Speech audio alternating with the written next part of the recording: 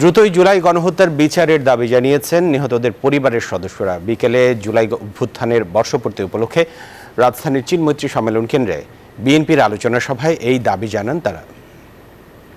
আমার 17 বছর ছেলেকে এই স্বাধীন দেশে যেভাবে গুলি করে হত্যা করেছে, এর বিচার চাই আমি।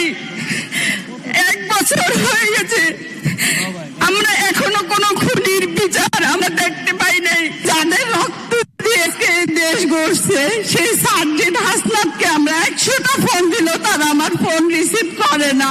এই উপদেশটা, এই তত্ত্বাবধায়ক সরকার আজ পর্যন্ত পারে নাই আমাদের খোঁজ নিতে। আমার ছেলে হত্যার বিচারের জন্য আসছি। আইসা দেখি আমার মতন হাজার হাজার বাবা মা বিচারের জন্য অপেক্ষা করছে।